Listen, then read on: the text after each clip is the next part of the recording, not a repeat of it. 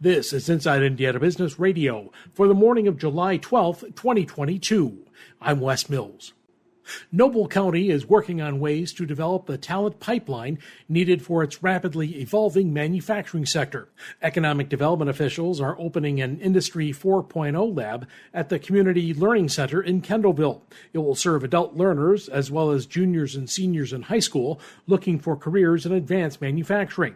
On Inside Indiana Business with Gary Dick, B. Noble Incorporated Executive Director Gary Gatman explained the need for the lab. Talent was in short supply really across the board, but it was really highly critical shortage in the area of advanced technologies, automation, industrial robotics and programming, digital cloud-based applications involved in the manufacturing process. So we begin to see a lot of things on the factory floor, smart factory applications, and we did not have a system up here to develop the talent that these manufacturers would need in order to ensure success.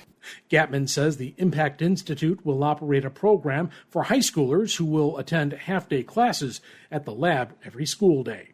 Evansville Mayor Lloyd Winnecke will not be seeking a fourth term in 2023. The mayor, who was first elected in 2011, says the time has come for voters to, quote, choose another person to lead the city for the next term and beyond. During a news conference on Monday, Winnecke said the decision was tough to make. When I decided to run the first time, I never really anticipated just how meaningful this job would be to me. Quite simply, it's been the most fulfilling 11 years of my professional career, and I expect the very same out of year 12.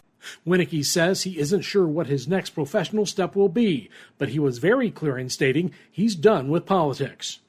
The Community Foundation of Muncie and Delaware County says its assets have reached a record high $88 million since the end of 2021.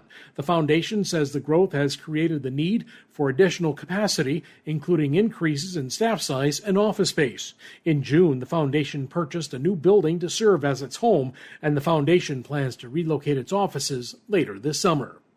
From the number one source for Indiana business news, this is Inside Indiana Business, Radio on Demand. IBJ Media delivers business news covering central Indiana and the entire state. The Indianapolis Business Journal and Inside Indiana Business are now part of the same family. Look to the IBJ for in-depth coverage of central Indiana's business community and tap into Inside Indiana Business for stories that extend throughout Indiana. 2 resources, unlimited business insights that help you stay informed and get ahead. Learn more at ibj.com and insideindianabusiness.com.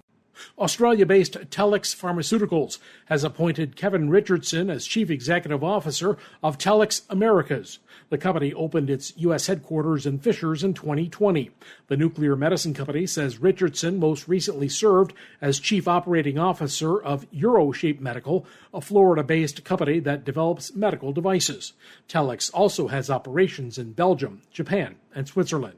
The Rehabilitation Hospital of Indiana has opened its new $12 million inpatient unit designed to better serve patients with traumatic brain injury. RHI says the unit includes 16 private rooms with in-room family space, a family retreat space, and private therapy rooms. Community Transportation Network in Fort Wayne will today celebrate the opening of its new satellite garage in New Haven. The nonprofit provides transportation services to handicapped residents and senior citizens in Allen County. CTN says the 15,000 square foot garage will provide space to house 18 transit units.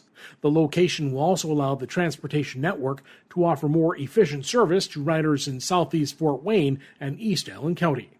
Indianapolis-based Parker Technologies has closed on a $2 million seed round it says will help the software and services company to scale operations. The technology is used by parking garages to provide customer service at automated payment kiosks. The company says its service puts the human touch back into an automated situation when, for instance, a parking gate may not open. The funding round was led by Indianapolis-based Elevate Ventures. I'm Wes Mills, Inside Indiana Business, Radio on Demand.